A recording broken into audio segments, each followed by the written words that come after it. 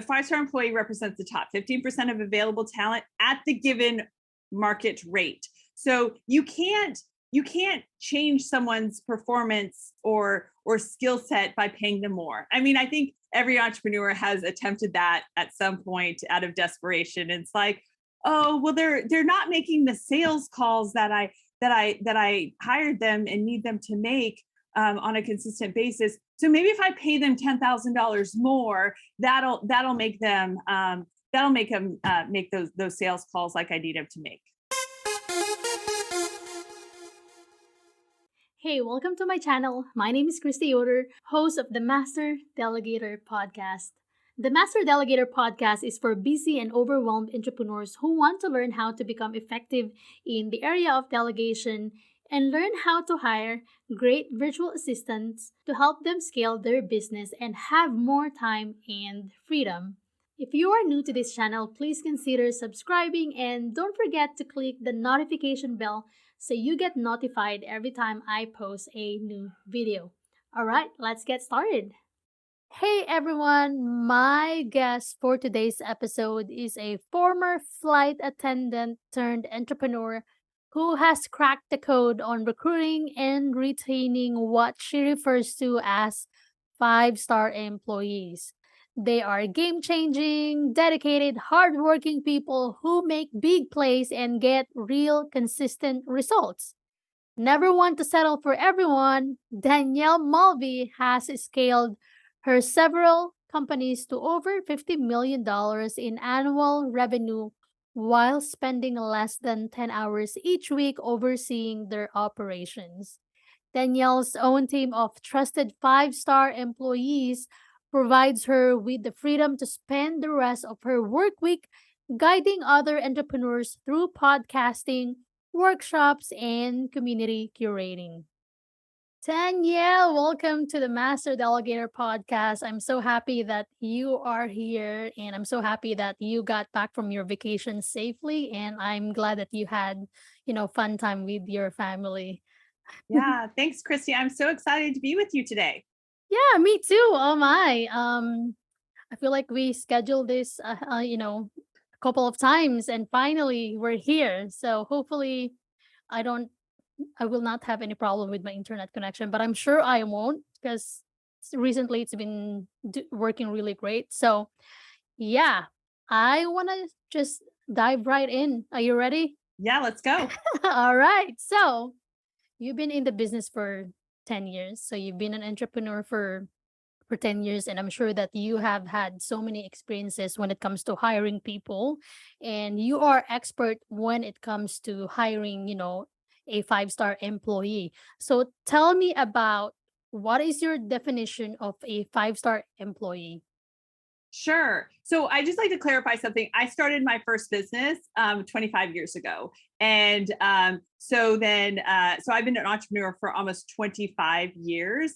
And when I first was an entrepreneur, I was kind of lucky, to be honest, with my first few hires. And I mean, gullibly or stupidly, I hired people that were younger than me. I was only 25 when I started my first company. So I thought, well, if I hire people younger than me who have less experience than me, then they won't know if I'm making a mistake. And like I said, I was good for the first couple of years and knock on wood, lucky. But then I had an employee who was just toxic and combative.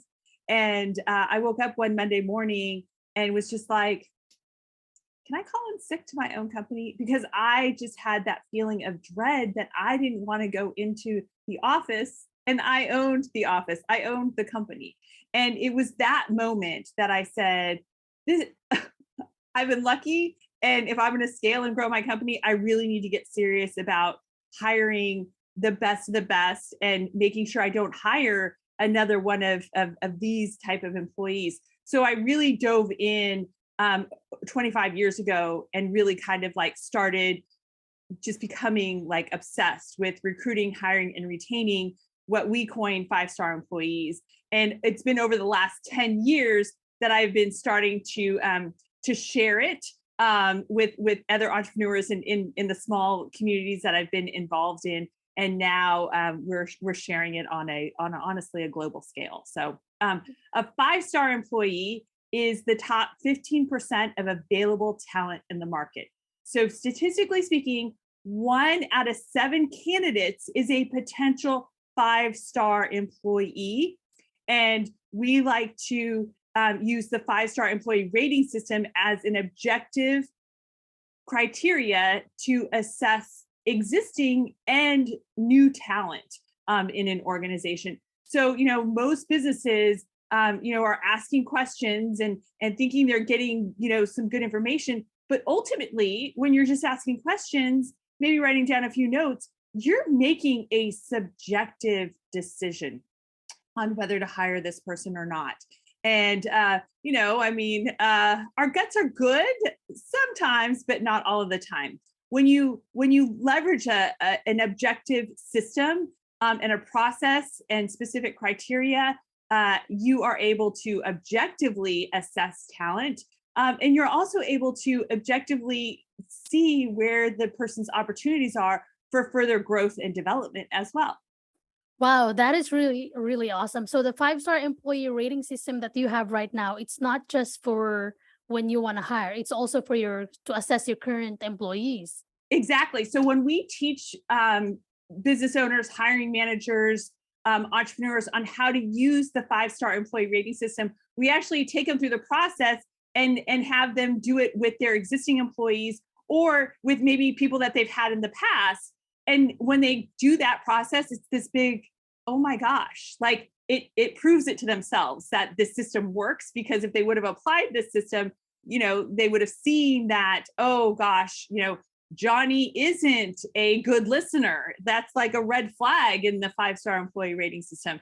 And if you would have known Johnny wasn't a good listener back when you interviewed him and you need someone who's a good listener, you wouldn't have hired him. Wow. This is very interesting. I feel like I need this for my agency. Is this applicable to virtual assistants? Like if It's I want to hire, virtual for, employees. Yeah. for sure.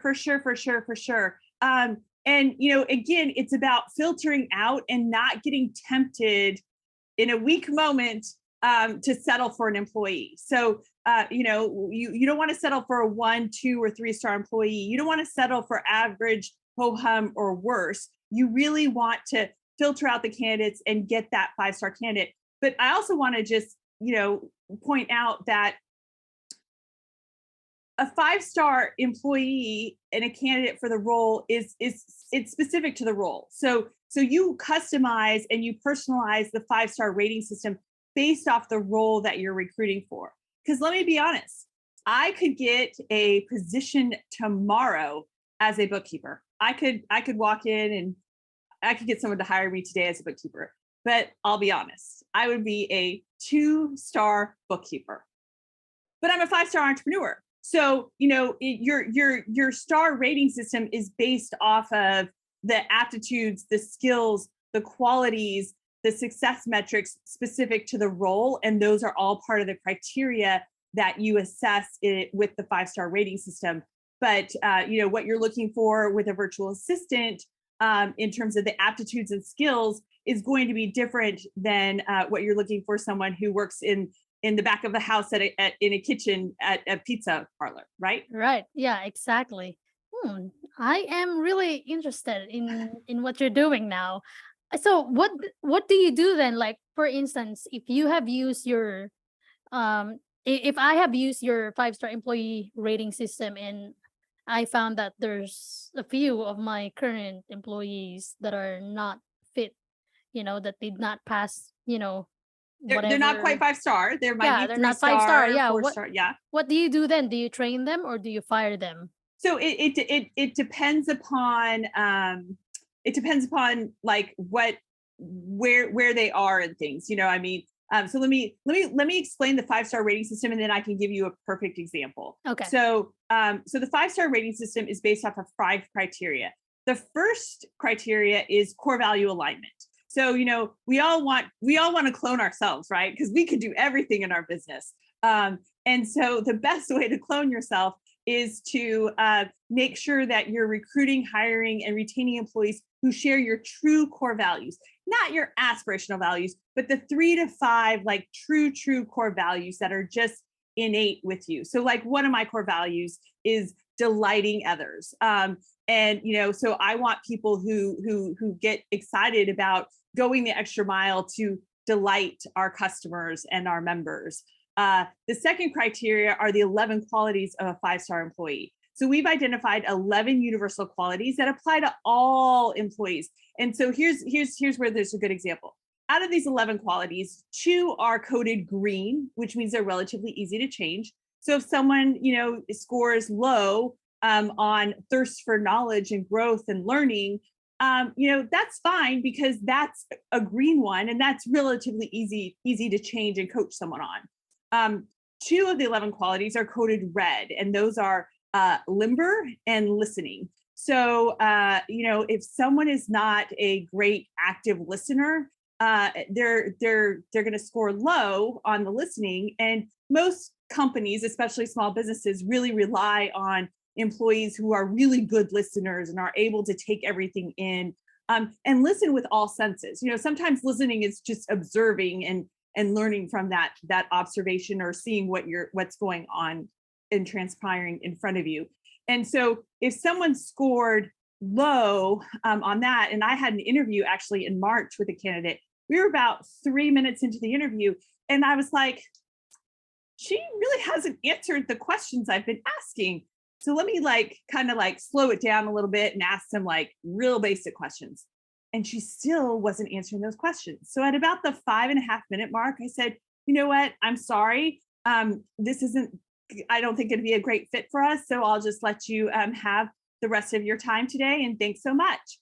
That, to me, I need someone who really can listen and not just go, yeah, but they listen and they can answer the question that I'm asking, et cetera. So that's a huge red flag. And so that's the moment that you say, okay, sorry, no, thank you. Because remember, a 5-star employee represents the top 15% of available talent. So only 1 out of 7 candidates is a 5-star employee. So you've got to filter out about 6 applicants before you get that needle in the haystack of that 5-star potential candidate. And really, so it's a numbers game. You've got to have about at least 21 applicants to net 3 potential 5-star candidates. So that's the whole point here is we're weeding through, we're filtering out the average so-so, ho-hum, or worse employee candidates, so that we really get at that 1 out of 7, that needle in the haystack. The third criteria are the aptitudes and skills specific to the role. So we have almost 30 aptitudes that you determine what's important for the specific roles, and it's going to vary the aptitudes needed per role. And then you want to apply skills testing as well. So especially for a virtual assistant, I mean, you want to test their skill, you want to test their typing skills, you want to test their maybe PowerPoint knowledge and abilities, Excel, et cetera. So it's really important. I mean, everyone says they can do it, but it only matters if you actually can do it. So you have to test for skills to prove that someone can do it at the level that you need them to come in at and start performing on day 1. The fourth criteria are the success metrics. So you need to identify 3 to 5 key responsibilities. Yes, you're going to have a formal job posting with all of that gobbledygook that you need from an HR perspective, but you really want to also focus on the 3 to 5 key responsibilities that are going to really help drive revenue in your business. Every position, even a virtual assistant, is driving revenue in a business. And so it's important that with those 3 to 5 key responsibilities, you have success metrics associated. You want to quantify in with a number or dollars, what success looks like for that key responsibility. So for example, with a virtual assistant, I mean, what can I ask what you're paying? What an average virtual assistant is making? It depends really. It's between $5 to $25.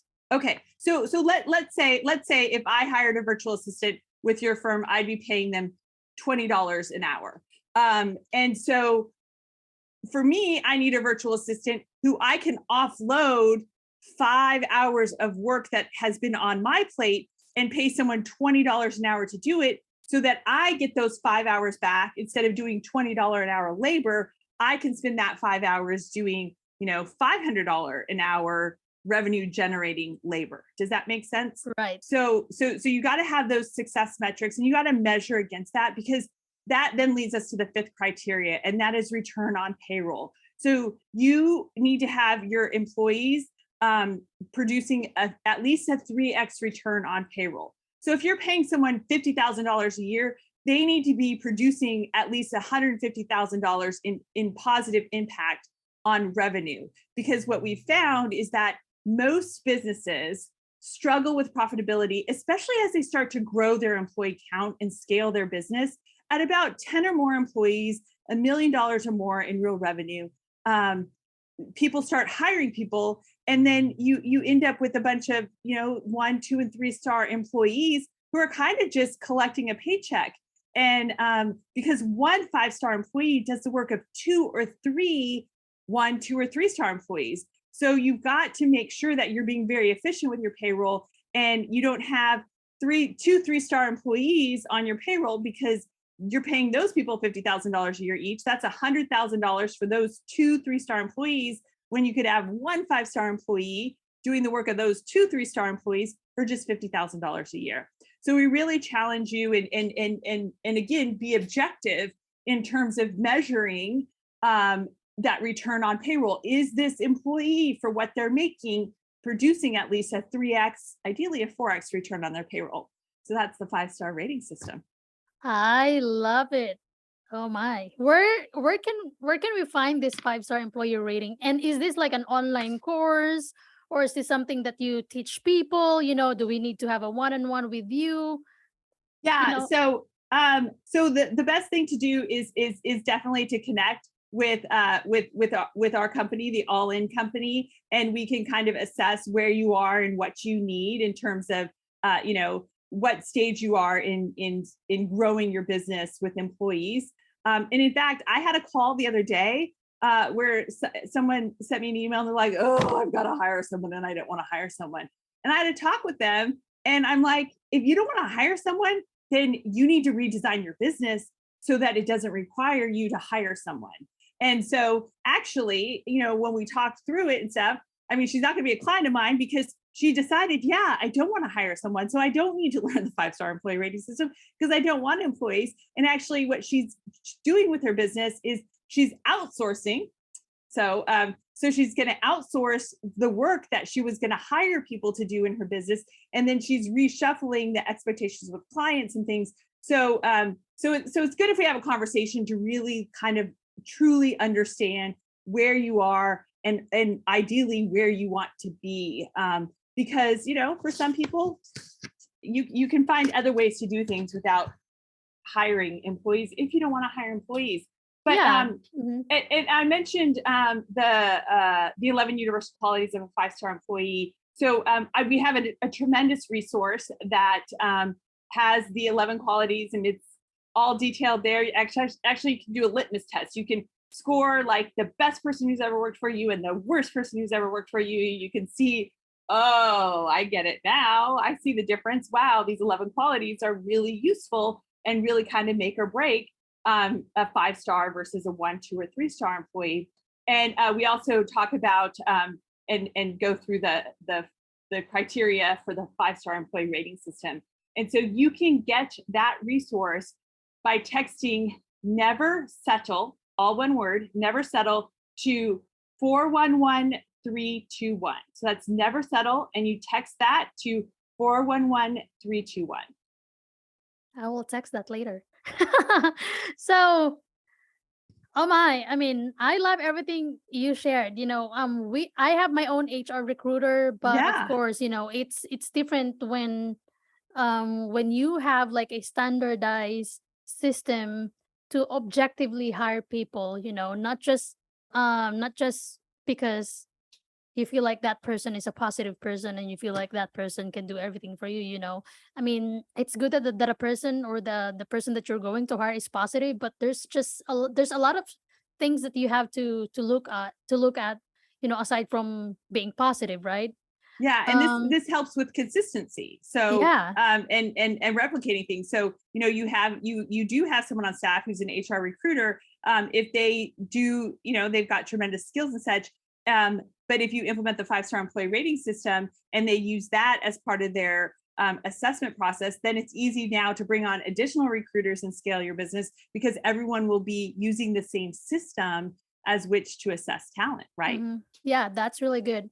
That's true.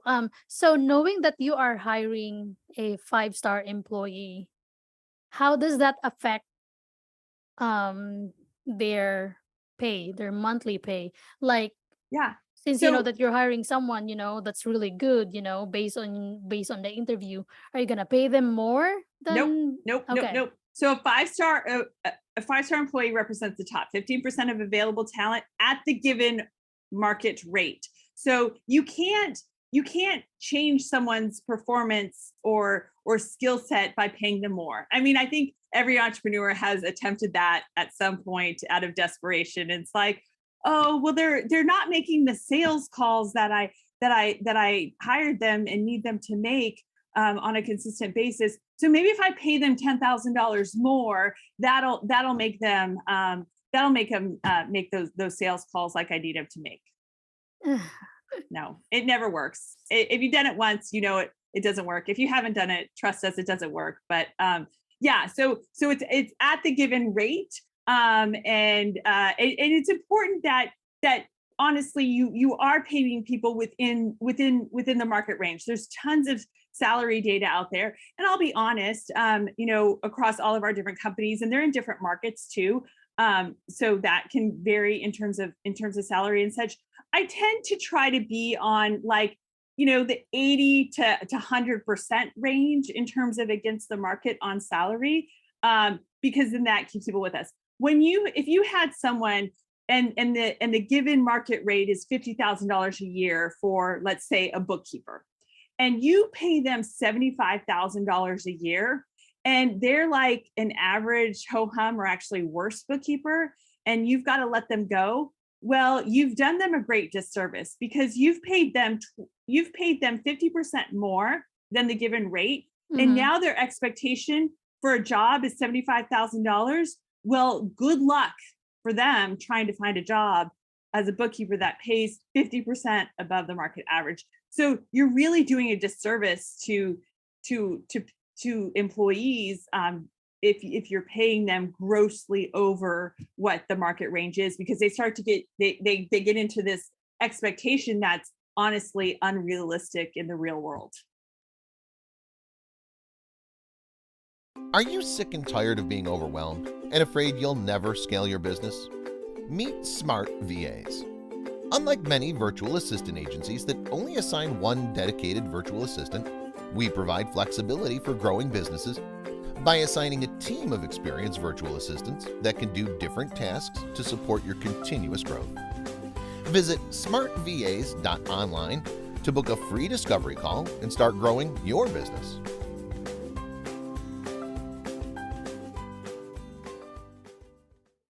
Correct me if I'm wrong. I believe that whatever system or rating we use to hire people, to guide us on finding the right person to add to our team, you won't really know if that person is the right fit for you until you work with that person, Yeah, so we right? So, recommend, yes, yes. So you're exactly right, Kristy. So actually, I mean, like the 5-star rating system is one aspect of what we call our recruiting, hiring, and retention programming. But as part of that hiring process, we highly recommend that you also have a shadow day. And even if you're a remote business and you have remote employees, you can still have a shadow day with employees, because it's really important that it's a cultural fit. The Great Resignation right now that's in the headlines and such, a lot of it is, just dissatisfaction, honestly, with the culture.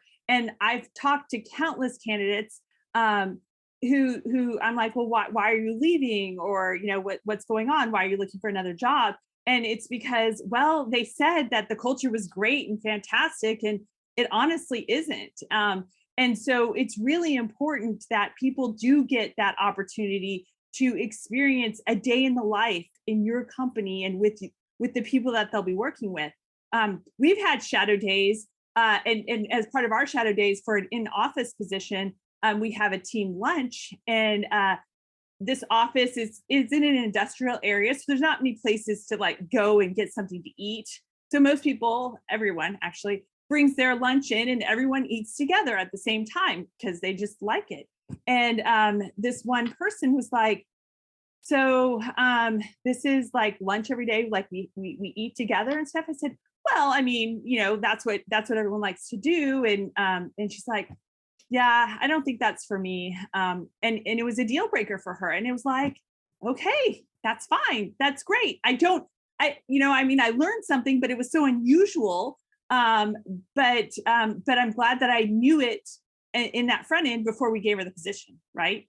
Yeah. So shadow days just really, give someone that opportunity, depending upon the role. Like I hired, so our chief of staff for one of my companies is remote, but I actually brought her in to California so that she could actually spend like 3 days with me, seeing what my crazy life is like in person. So, it just depends upon the role, but you definitely want to give that person an opportunity to experience a day in the life, a couple days in the life of your organization. And that really, I don't care if like that person who said, oh, like this isn't for me if we have to eat lunch every day together, or that's the expectation.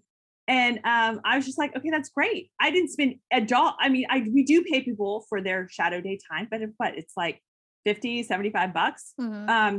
Much better than her coming on board, having quit her other job and feeling stuck and not really enjoying the job because she feels obligated to eat lunch with her coworkers now. And so she stays on probably for 2 or 3 months until she'd find another job. And then I wasted all this payroll on training her because she wasn't happy from day one when she realized that you have to eat lunch every day if we hadn't have done the shadow day. Yeah. That's so good. And so it's one thing to hire a 5-star employee. It's another thing for that 5-star employee to like your company's culture, what you offer to them. So in a way, you have to be a 5-star company as well. So if you're looking for a 5-star employee, you need to be a 5-star company. I feel like we're talking about hotels here, like 5-star hotels, right? Yeah, right. But like exactly. And so, here's what I say. I mean, if you're looking on Yelp or Open Table to eat at a restaurant in a town you've never been in before, are you going to pick the 3-star restaurant, or are you going to stay at the 3-star hotel? Probably not. Yeah, that's true. And if you find online if you found like a 5-star hotel or restaurant, most likely that restaurant is probably going to be like a fine dining, or maybe not. But if it's a fine dining, you're going to have to dress up for that, right? So you got to be a 5-star customer as well. I know some 5-star taco stands here in California. So. Oh, really? Oh, that makes me hungry. Anyway, this is so good. How do you delegate to your employees now, to your 5-star employees? Yeah, so I think that's the biggest sort of like game changer when you do have 5-star employees, because you have people that honestly can do the work better than you. So it makes it much easier to delegate. Like the problem with delegation is if you have a 1, 2, or 3-star employee, like you don't trust them.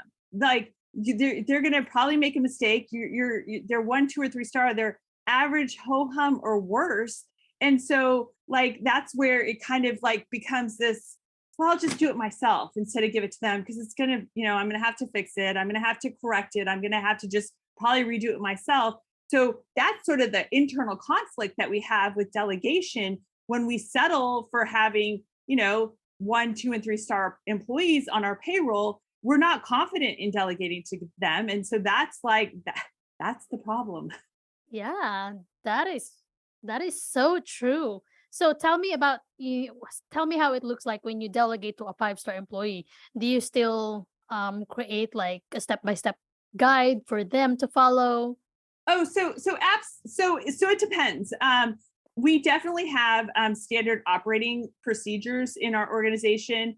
I have a startup right now. So like we're kind of creating those things as we go. So there are best practices and we do have documentation for things. And, to be honest, if you have something that you've been doing and now you need to delegate it to someone else, well, when you delegate that to someone else in the training of them, then task them with writing up the operating procedures and such too. So today especially with Zoom, what we do is we would go hop on Zoom, even if we're in office together.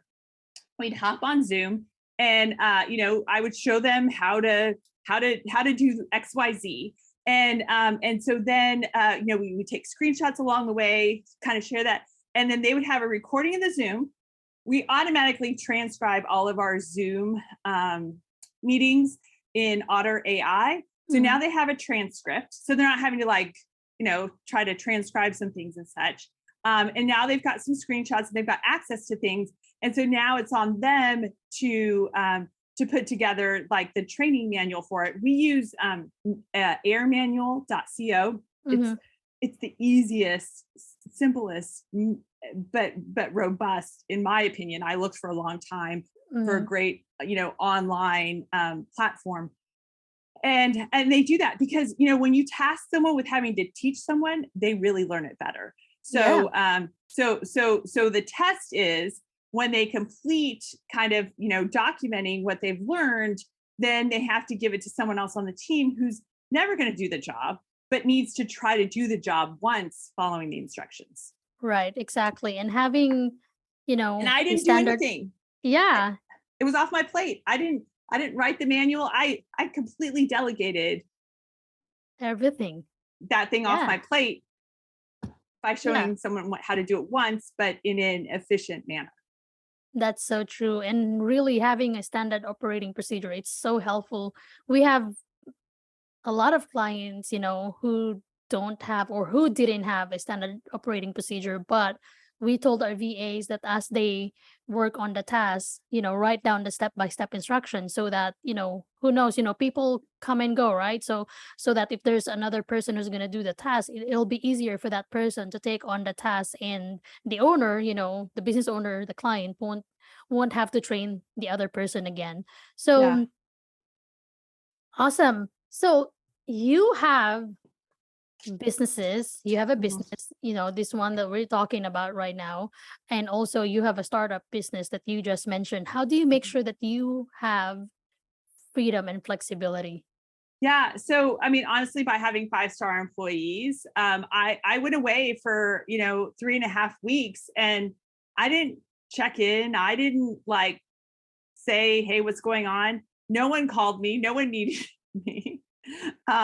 So, you've got to give your employees ownership of their role. And again, are you going to give ownership to someone who's like a 2-star, 3-star employee? No, right. That's why you need 5-star employees. And when you have 5-star employees and you give them ownership of the role, people love to own things. If I own it, I'm going to take it. I'm going to do a great job with it. So ownership is important. But I will say across all my different companies, the way that I can keep kind of a pulse on things is we have what we call the daily vitamin C meeting. And it is like a 10-minute meeting. And everyone shares, here are the 3 things I did yesterday. And here are the 3 things I'm going to do today. And we call it vitamin C, SEE, because we're looking at it. They keep their 3 things organized on ClickUp. And so someone is sharing the screen for the whole team. And so, Ro is we pop up Ro's screen and we see the 3 things that he did yesterday. And here's the 3 things he's going to do today. And because it's in ClickUp and because it's a project management system, I can go in and say, oh, great, you're done with that. Okay, so let me click in, and he's got the Dropbox link to the file so that I can, approve it, et cetera, whatever. But everyone is accountable because at any point I can say, well, let me see that. Yeah. And we're going to click into it and I'm going to see it. I love that. I love that you mentioned about, giving your employees ownership, and doesn't it feel weird when they don't really ask you for anything? I mean, sometimes Because my operations team, my team members, they are 5-star. Like Yeah. So when so I you go on, definitely, yeah. So you're exactly right. And sometimes we're just like, I don't know how, like, I mean, like a little something could make the biggest difference. And so that's why it's so important. I mean, when you've gotten to this point in your businesses and you've got this like freedom and you've got this time, what you do with it is you use it to nurture your existing employees. yeah, You use it to have, ad hoc, casual one-on-ones. If I'm in office with someone, I do it standing, mhm. just makes it casual and such. But it's funny, like I was, I mean, just like little things. I was talking to one of our supervisors, and we had to have some mandatory overtime for the team, and she's like, well, I remember like when I was the claims examiner, now several years later she's a supervisor. She's like, I remember Tiffany had a binder and da da da. I was like, oh my gosh, I totally forgot about that. And so she's like, it would be great if we had gift cards. And now everyone's remote. So it was easy when everyone was in house, and you could just pop over to someone's cube and give them a gift card and say, hey, thanks so much Yeah, for doing that overtime last week. That was a huge help. Here's a gift card, have dinner tonight on us. I was like, oh my gosh, I totally forgot. And so I was like, well, let me hook you up. Like we could do this online. I could like put $1,000 into an account for you, and then you can just like decide to distribute how you want the gift cards virtually, since now everyone works from home. And it's just like, if I wouldn't have kind of like had a little one-on-one with her, we would have missed that opportunity. And like that's just going to make everything better. And I'm not the one that's determined. I'm like, I'll just here's the $1,000. You own it. You go with it. I yeah, love it. right. It's great. Uh-huh. It's supportive. So you've got to like it's important that you're checking the pulse on a consistent basis. And but it's often it's a crazy how it's the little things. It's like, you know, a different paper towel dispenser. I mean, it's just but so when you have 5-star employees, you can delegate because they're going to own it. And now Yeah, you've got this time to, touch base and nurture them, and really get to, enjoy being a business owner, and creating like awesome opportunities for people who are going to go home and say, I had a great day at work today. I love the people yeah. I work with. I love my job.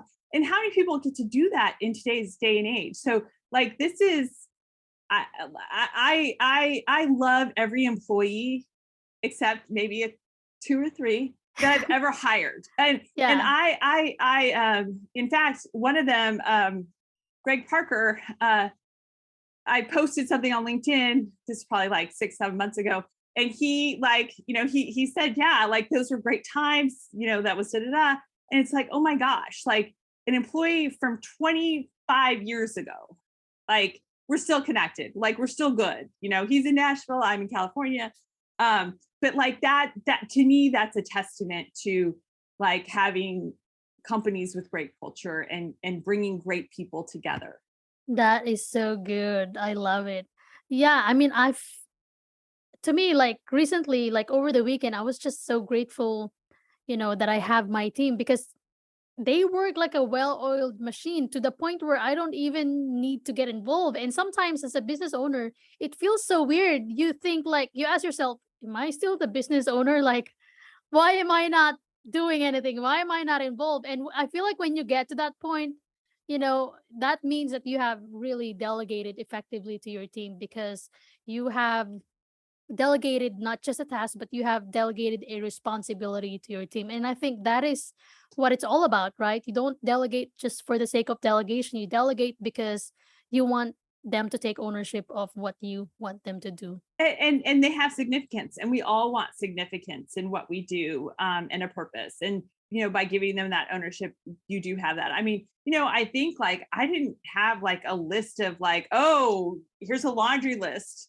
of things we need to talk about, or things that we need to go over and such. I mean, it just they don't need Everything me. works so well, right? Sadly, they don't need me. I know, right? It's sad, but It's But good. exciting and good at the same time, right? Because Yeah. that way you can open up a new business. You have other Exactly. time to do other things. Yeah. Yeah. This has been good. Danielle, where can people find you online? So I say LinkedIn is the best. Danielle Mulvey, MUL, Visa Victor EY on LinkedIn is probably the best way that we can connect. We share a lot of content on there. We share, what's going on, what you're hearing in the news, and why you shouldn't believe what you're hearing in the news when it Yeah. comes to employees. You want to hire rock stars, not woke stars. I love that. Well, thank you so much for your time, Danielle. I appreciate everything that you shared. Yeah. So again, that resource, if you text never settle as one word to 411-321, you can get that 11 qualities litmus test. Expect a text from me. Okay. All right. See ya.